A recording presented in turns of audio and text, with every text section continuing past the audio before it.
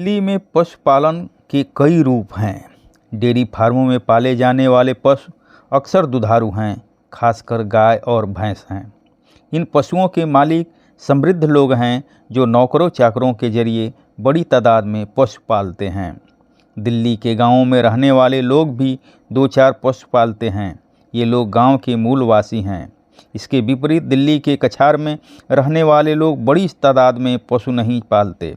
इनके पास सीमित संख्या में पशु होते हैं। ये पशु इनकी आजीविका में अतिरिक्त आमदनी जोड़ते हैं।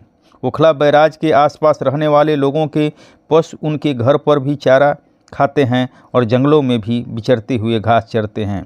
कहीं झुंड में दिखने वाले ये पशु भी किसी एक व्यक्ति के नहीं होते, कई कई लोग इनके मालिक होते हैं।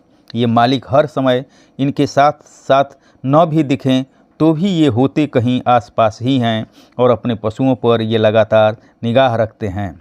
पशु चराने वालों में पुरुष भी हैं और महिलाएं भी। हमने उन जंगलों में गायें, भैंसें और बकरियां चरते हुए देखी हैं। गायों और भैंसों को चराने के बावजूद उनका पेट नहीं भरता है। उन्हें घर पर कुछ न कुछ चारा देना ही पड़ता है। यह चारा सूखा भी होता है और हरा भी। सूखा माने भूसा, पुआल की कुट्टी, खली, चोकर, दलहनों के छिलके इत्यादि। हरा माने गोभी के पत्ते, साग सब्जियों के डंठल, ज्वार बाजरे की कुट्टी इत्यादि। अलबत्ता बकरियों का काम जंगल की घास से भी चल जाता है। पेट उनका छोटा जो है। ये बकरियां जंगल में घास चरती हैं और पेड़ों की पत्तियां भी खाती हैं। कम ऊंचाई वाले ढलुए पेड़ों की डालों पर भी चढ़ जाती हैं बकरियां।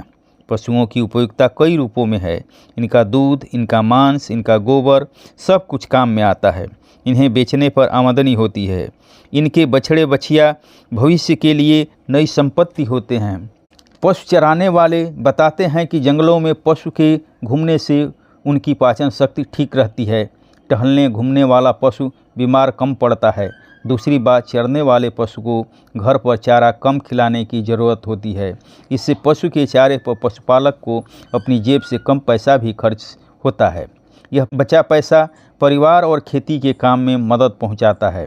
पशुपालक यह भी बताते हैं कि डेयरी फार्मों के मालिकों की तरह वे अपने पशु से दूर नहीं होते हैं।